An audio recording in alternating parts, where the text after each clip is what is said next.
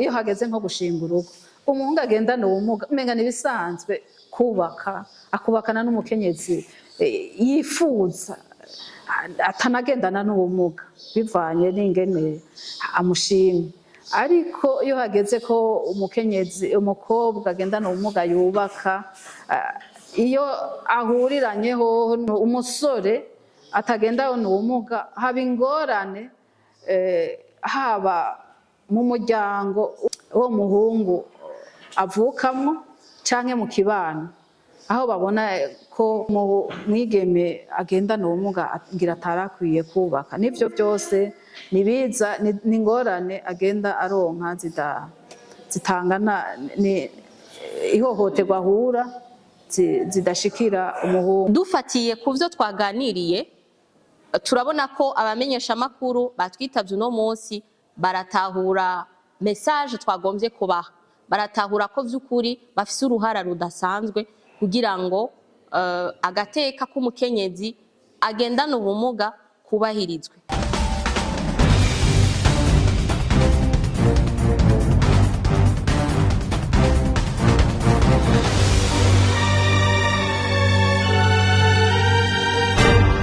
Nitwa Adelaide Nyigina, nkaba ndumuhuzabikorwa mw'ishirahamwe riharanira agateka k'abagendana ubumuga urumuri. Ikibazo rero nk'umwana agendana ubumuga nk'iyo agiye umwigeme ku mashuri mu gihe novuga ubwiherero, ni ukuvuga amawese adatunganije neza, biraheza bikamugora. Murabona yuko abahungu bafise ingene babikora, ariko umwigeme akenera aho yicara kugira ashobore gusohoka. Urumva ko hariho ubutandukane bwaho, mu gihe nk'umuntu uzeye nk'umuhungu we ashobora itwareti ariyo yose, novuga ubwiherero ubwo aribwo bwose ashobora gusohoka mu gihe abikeneye. Ari naco gituma kenshi hamwe mwogira amatohoza muzosanga abigeme bagendana ubumuga baheba amashuri cane, na cane kubera navuze ivyo bijanye n'amatwarete, igihe bagiye mu butinyanka.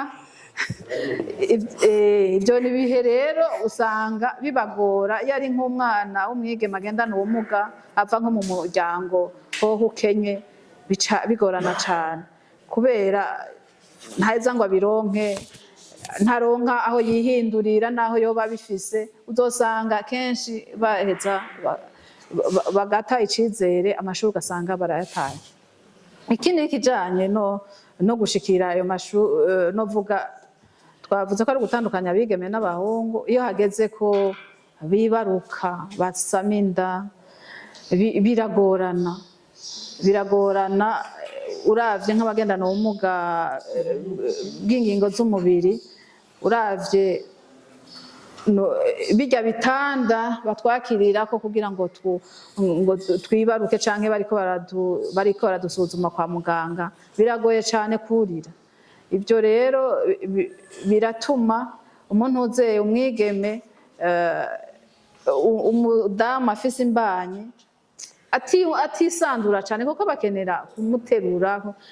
Vyari vyiza yuko umuntu agiye kwivuza agenda, usanga hariho ikintu ntibimuha agateka iyo barinze kumuterura.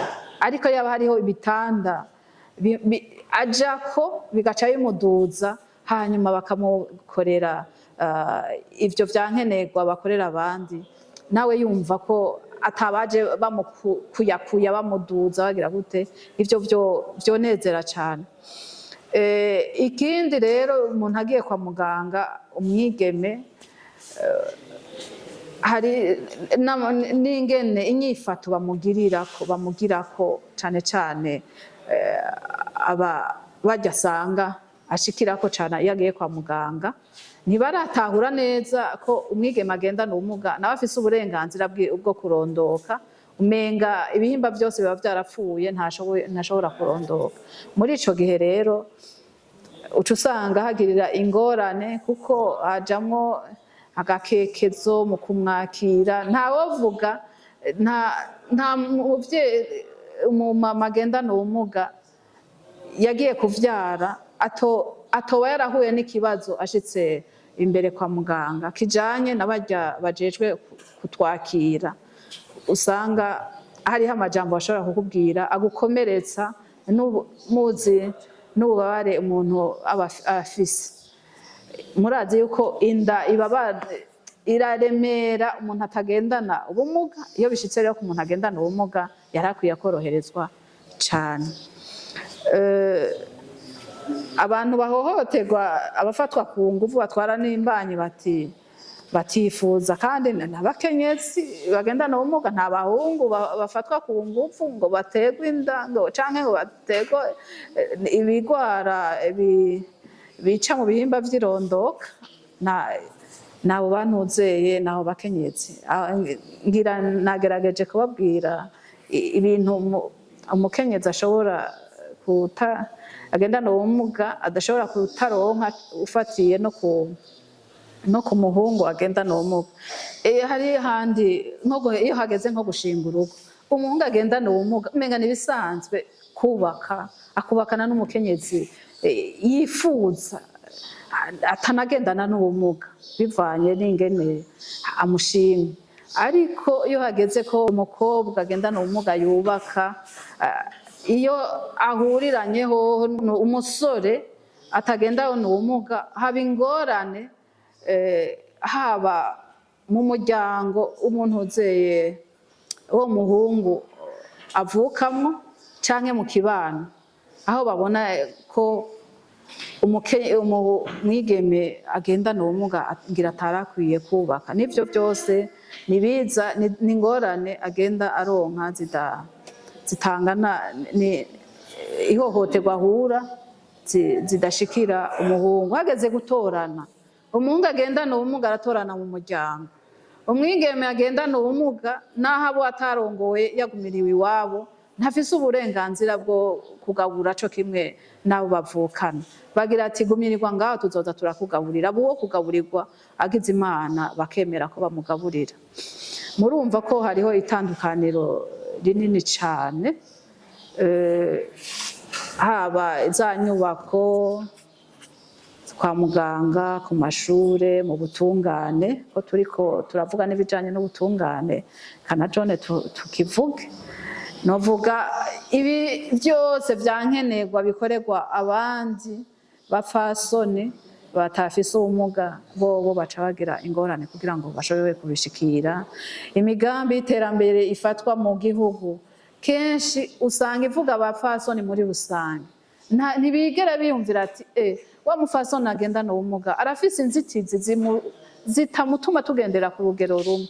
Mbe twokuraho izo nzitizi kugira ngo tujane nabo mu ntuze mu iterambere riramo. Aho twama twibagiwe imigambi yose y'iterambere igihugu gishiraho, usanga ivuga abapfasoni muri rusange, ntibigera batandukanya ngo bashiremwo ivyorohereza abapfasoni bagendana ubumuga kugira ngo bisangemo. Si umugambi wundi woza mushasha, muri iyo migambi nyene bateguye baca bashiraho bakuramwo za nzitizi ingene bazokuramwo za nzitizi kugira ngo wa mukenyezi agendana ubumuga nawe bamushiremo, kuko usanga ntibanamuhandikamwo ngo bavuge ko hariho abantuzeye abakenyezi bagendana ubumuga baba bakeneye gushika kuri iryo terambere ryagenewe bose. Kubera ko icivugo c'umunsi mukuru wahariwe abakenyezi bishimikira hanini ku butungane budakumira, nagira ndabaze biramaze gushika abakenyezi bagendana ubumuga baragira ikibazo gisaba koko baronka ubutungane, bashikira ubutungane bubatunganiriza hama bakarenganywa. Mbega muri ico gihe iyo barenganijwe, bigaragara ko barenganijwe, dufata nk'umukenyezi agendana ubumuga iyo afise nk'inzu canke parcelle akayitura ubutungane, burya ntibishika bakamurira urubanza canke agatsindwa atari gutsindwa kubera ko agendana ubumuga. muri ico gihe bica bigenda gute amakantara yorahari Ego ibyo byama vyabaye na kare na mu ntangamara navuze ko ari intuze ko hariho icigwa twashoboye kugira ku bakenyezi 86 baga mu gisagara baravuze yuko harimwo bashoboye kugira ibibazo abitwa ngo barubakanye n'abagabo bagaca bakabatana abana bakaja kurondera nk'ibirezo ugasanga abo bantu barabazungurutse ntibatunganirijwe ayo madosiye yabo bakaba ariko baragenda barondera bakababwira ko babuze gushika aho batinda bagaheberana.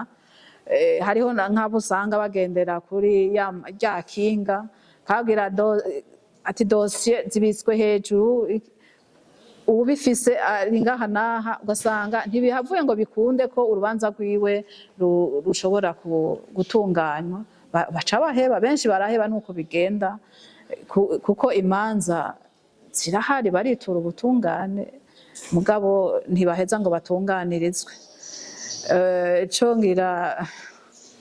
Cangira ko nsaba nuko ubutungane budakumira izo nzitizi zose bakaziraba bakazikuraho kugira ngo umuntu uzeye umukenyezi canke umwigeme agendana ubumuga agiye kubitura bashobore kumutunganiriza neza kuko nico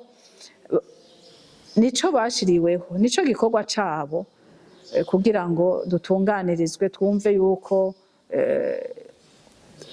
mu gihugu tubayeho novuga tutarenganijwe. Dufatiye ku byo twaganiriye turabona ko abamenyesha makuru batwitavye uno munsi baratahura message twagombye kubaha baratahura ko vy'ukuri bafise uruhara rudasanzwe kugira ngo agateka k'umukenyezi agendana ubumuga kubahirizwe. Rero twiteze ko ivyo twaganiriye bidaherera ngaha, twiteze ko bagiye kugwiza ibiganiro bihimiriza kugira ngo agateka k'umukenyezi agendana ubumuga hano iwacu kubahirizwe vy'ukuri. Twizera ko bitagiye kuba ivyo twafundikiye hano gusa ariko tugiye kubibona no mu biganiro mu makuru mu bikorwa vyabo vya misi yose nk'abamenyesha makuru kugira ngo n'abandi duhereye ngaha iwacu mu Burundi abafata ingingo communauté novuga ikibano bavyumve kenshi gashoboka babifatire ko abashobora gufata ingingo babifatire ko ibiganiro canke se ivyo bagenda barashikiriza nk'abamenyesha makuru kugira ngo vy'ukuri tubone ko hari ikintu cahindutse mu buzima bwa misi yose ku bakenyezi bagendana ubumuga. Ngabo namwe murafise les bonnes pratiques nk'abajournaliste mwoshobora kugira nko kugira imvugo idakomeretsa itagabanya agateka k'umuntu imvugo le langage respectueux muri make hama navuze yuko mudufasha gukuraho amastereotype yose yoba hari ku mugendana ubumuga harimo kandi mu bw'abajournaliste munafise n'ubushobozi ntangere bwo gutuma abagendana ubumuga donc amakapasite yabo ibyo bashoboye bishobora bishigwa imbere apana ko nubwe abantu babona ugendana ubumuga bakabona ko ari uwo gufashirizwa hariya gusa ariko nawe n'umucontribuable arashobora gucontribua mu iterambere ry'igihugu hama kandi arashobora kwiteza imbere wenyene kwanza ubwa mbere na mbere hoho ugendana ubumuga urumva ubushobozi afise si ubwo gusegerereza